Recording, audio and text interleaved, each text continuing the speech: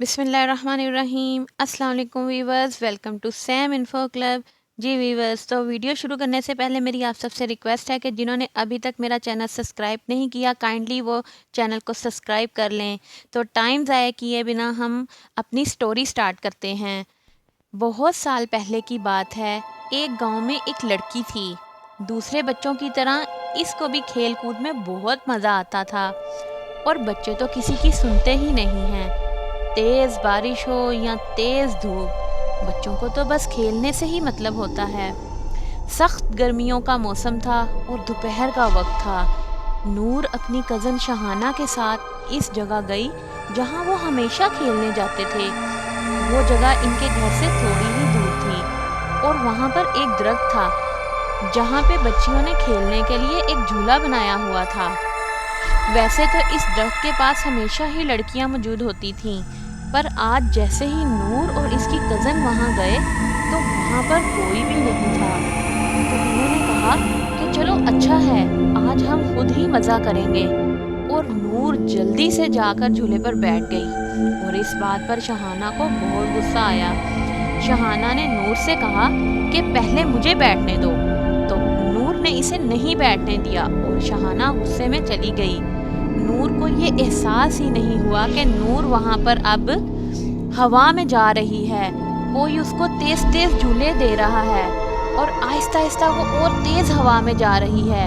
اب وہ خود بھی ڈرنے لگی تھی کہ یہ اس کے ساتھ کیا ہو رہا ہے۔ نور وہاں پر چلانے لگی، پر وہاں پر کوئی موجود ہی نہیں تھا جو اس کی مدد کرتا۔ نور کو عجیب عجیب آوازیں سنائی دینے لگی، اور وہ اچانک سے اس جھولے سے گر گئی اور بے ہوش ہو گئی۔ کچھ دیر بعد جب اس کی آنکھ کھلی تو اس نے دیکھا کہ وہ اپنے ہی گھر میں ہے، پر وہ کچھ بولنے یا پھر کچھ کرنے کی حالت میں نہیں تھی۔ وہ سب کو بتانا چاہ رہی تھی کہ اس کے ساتھ کیا ہوا ہے، اور وہ کچھ نہیں بول پا رہی تھی۔ دن بدن اس کی حالت خراب ہوتی جا رہی تھی۔ اس کے ماں باپ نے ہر ڈاکٹر، ہر حکیم سے بات کر کے دیکھ لی، پر کوئی بھی اس کا علاج نہیں کر پا رہا تھا۔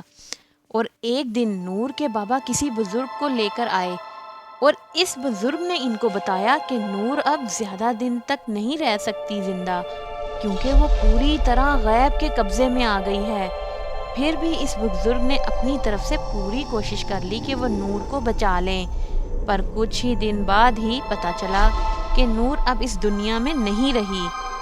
سننے میں کچھ یوں آیا کہ مرنے سے کچھ دیر پہلے نور بالکل صحیح ہو گئی تھی، اور اس نے اپنی ماں کو سب کچھ بتایا جو کچھ بھی اس کے ساتھ ہوا تھا۔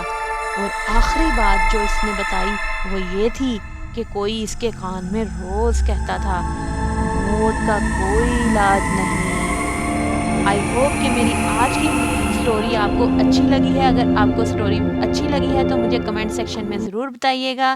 دعاؤں میں یاد رکھیے گا۔ سیم انفو کلب کی طرف سے اللہ حافظ۔